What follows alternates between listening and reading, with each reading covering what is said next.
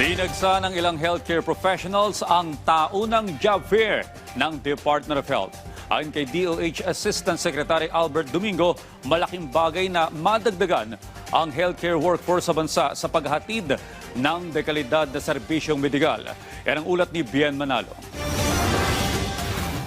Bagamat nakapagtrabaho na sa pampublikong ospital ang 37 taong gulang na registered nurse na si Bernadette, aminado siya na pahirapan pa rin ang makahanap ng trabaho. Ilang buwan na rin ani siyang nag-a-apply at target niya ulit ang makapasok sa government hospital dahil sa magandang benepisyo rito. Sa ngayon po, ang hirap po talaga mag-apply kasi siguro po sa dami din po ng mga, yun nga po, naghahanap din po ng nurse. So, ayun po, ilang months na rin po ako nagtatry na mag-apply. Kaya hindi na niya pinalampas pa ang pagkakataon na mag-apply at magbaka sakali nang malamang may job fair ang Department of Health para sa mga tulad niyang healthcare professionals. Feeling ko po mas okay po dito makahanap kesa po sa isa-isa po eh. And like po dito, halos lahat po nandito na po nung hinahanap ng tuloy-tuloy lang po yun.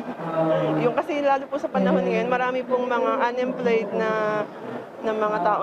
Isa lang si Bernadette sa mga health professional na dumagsa sa taunang job fair ng DOH sa isang mall sa Caloocan City. Bahagi ito ng selebrasyon ng ika-100 at 27 anibersaryo ng kagawaran. Lumahok sa job fair ang ilang DOH hospitals.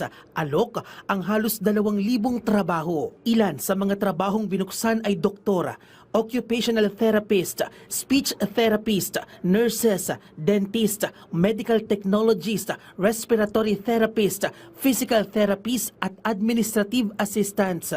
Ayon kay DOH Assistant Secretary Albert Domingo, malaking bagay na madagdagan ang healthcare force sa Pilipinas sa paghahatid ng dekalidad na serbisyong medikala para sa ating mga kababayan. Pero dapat tandaan po natin na for every health worker that is hired, for every doctor, nurse, therapist that joins the health workforce, yun pong ating doctor to population ratio, health worker to population ratio, tumataas po. Makadagdag lang po tayo ng kahit in the tens, better kung 100 sa ating rounds na ito, malaki po yung maitutulong sa ating local health situation. Tatagal ang job fair hanggang sa June 27 sa ilang mall sa iba't ibang rehiyon sa Pilipinas.